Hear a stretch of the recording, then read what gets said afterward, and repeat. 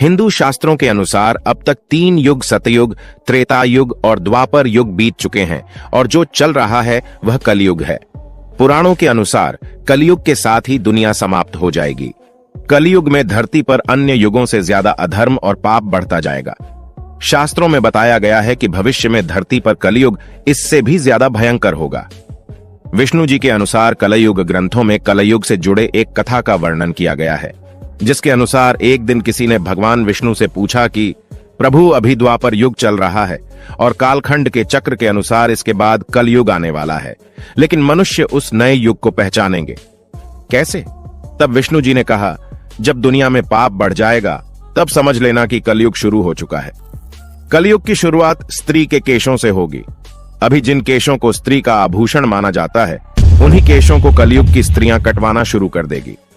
उसके बाद सभी स्त्री पुरुष सुंदर दिखने के लिए अपने बालों को रंगना शुरू कर देंगे और फिर कलयुग में किसी के भी बाल लंबे और काले नहीं दिखाई देंगे। इसके बाद जिस दिन पुत्र पिता पर हाथ उठा देगा, उस दिन समझ लेना कि कलयुग शुरू हो चुका है। इतना ही नहीं, जब हर घर में कलह क्लेश होने लगेगा, कोई आपस में मिलकर नहीं रहना चाहेंगे, लोग अपने ही घर में अपनों को मारने लगेंगे, तो समझ लेना कि कलयुग अपने चरम पर पहुंच चुका है।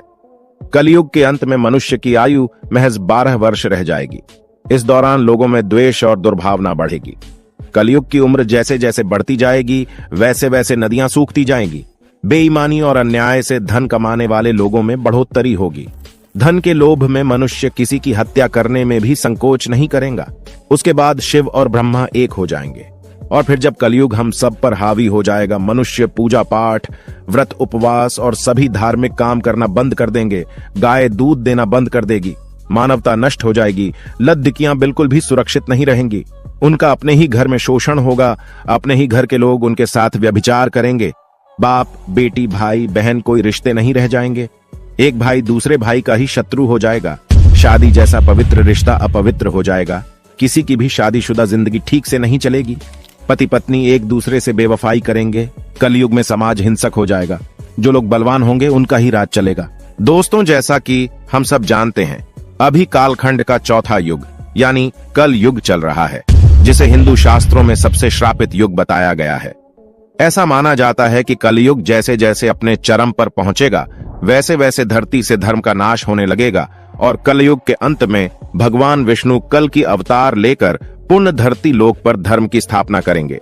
लेकिन आज की इस वीडियो में हम आपको बताएंगे कि महाभारत काल मतलब द्वापर युग में भगवान श्री कृष्ण ने कलयुग के बारे में ऐसी कौन कौन सी कड़वी सच्चाई बताई थी, जिसे अधिकतर लोग नहीं जानते हैं। इसलिए इस वीडियो के अंत तक बने रहे हमारे साथ, ताकि आप भी यह जान सकोगी श्री कृष्ण के अनुसार कलयुग कैसा होगा।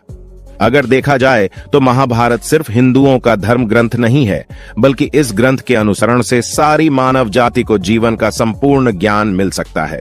क्योंकि महाभारत में मनुष्य से जुड़े ऐसा कोई विषय नहीं जिसका वर्णन इस धर्म ग्रंथ में ना किया गया हो। उन्हीं में से एक प्रश्न का वर्णन आज के समय यानी कलयुग से जुड़ा हुआ है। महाभारत के अनुसार एक बार द्यूत क्रीड़ा में सब कुछ हारने के बाद 5 पांडवों को वनवास जाना पड़ा था। तब उन्होंने श्री कृष्ण से कहा, वासुदेव, द्यूत में अपना सब कुछ गंवाने के बाद हम 5 भाई द्रौपदी के साथ बन जा रहे हैं, लेकिन हम सभी के मन में प्रश्न उठ रहा है, क्या आप उसका समाधान कर सकते हैं? यह सुनकर श्री कृष्ण बोले, पहले तुम 5 भाई वन जाओ और जो कुछ भी दिखे वह आकर मुझे बताओ, फिर मैं तुम्हें सभी के प्रश्नों का जवाब दे दूंगा। फिर 5 भाई ने जाकर जो देखा उसे देखकर वह चौंक गए। फिर शाम को आकर 5 भाई ने एक एक करके श्री कृष्ण को बताया कि उन्होंने क्या देखा। नंबर 1, भीम ने कृष्ण को बताया कि मैंने देखा एक गाय ने अपने बछड़े को जन्म दिया, लेकिन वह अपने उस बछड़े को इतना चाट रही थी कि बछड़ा बेचारा लहूलुहान हो गया, जिसे देखकर मेरे तो होश उड़ गए कि भला कोई माँ अपने बच्चे के साथ ऐसा कैसे कर सकती है। तो श्री कृष्ण ने भीम से कहा कि इसका यह अर्थ हुआ कि कलयुग की माता अपनी संतानों पर इतनी ममता बरसाएगी कि बच्चों को खुद का विकास करने का मौका ही नहीं मिलेगा, जिसके कारण देह मोह माया में पड़कर बर्बाद हो जाएगी। और जब किसी का बेटा घर छोड़कर साधु बनेगा तो हजारों व्यक्ति दर्शन करेंगे, लेकिन किसी का अपना बेटा साधु बनेगा तो वो रोएगी, मेरे बेटे का क्या होगा। इतनी ममता होगी कि उसे मोह माया और परिवार में ही बांध कर रखेंगे और उसका जीवन खत्म हो जाएगा। नंबर 2, अर्जुन ने बताया कि मैंने एक पक्षी को देखा जिसके पंखों पर वेद की रचनाएं लिखी हुई थी। वह मरे हुए जानवर का मांस खा रहा था।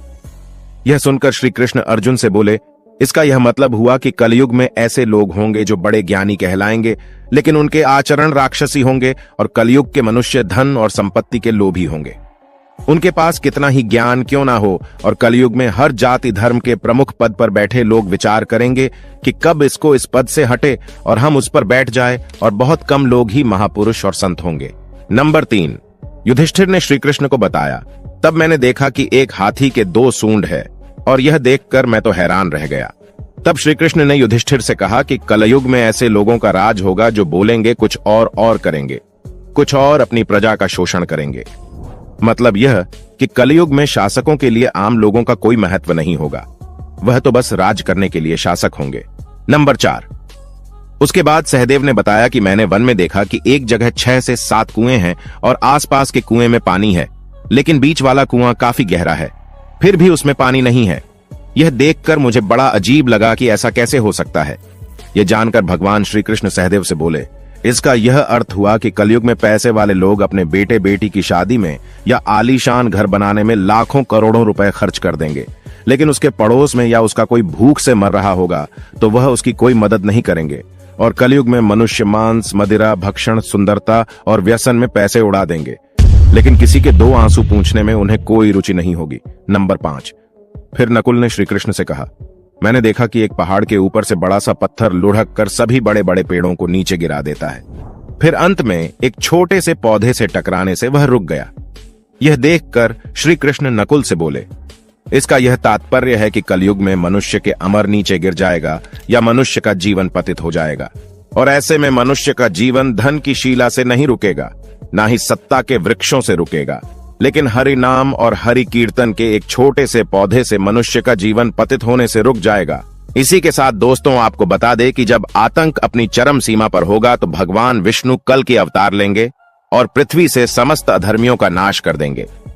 इसके बाद कृष्ण जी आगे कहते हैं कि कलयुग में जब पाप अपने चरम पर पहुंच जाएगा और पृथ्वी लोक से धर्म समाप्त होने लगेगा, तब मैं कल के रूप में अवतरित होकर इस धरा को पापों से मुक्त करूंगा, और उसके बाद जो नया युग आएगा जो सतयुग कहलाएगा, अर्थात सृष्टि युग परिवर्तन का 22वां चक्र पूरा करके 23वें चक्र में प्रवेश करेगी, और फिर से नवयुग आरंभ होगा जो सतयुग के नाम से जाना जाएगा। तो दोस्तों वाकई में श्री कृष्ण की यह सभी बातें सही साबित हो रही हैं। दोस्तों मैं उम्मीद करता हूं आपको यह जानकारी अच्छी लगी होंगी। इस वीडियो को लाइक और कमेंट करके जरूर बताएं, और हमारे चैनल को सब्सक्राइब जरूर करें। इस वीडियो को अंत तक देखने के लिए तहे दिल से धन्यवाद।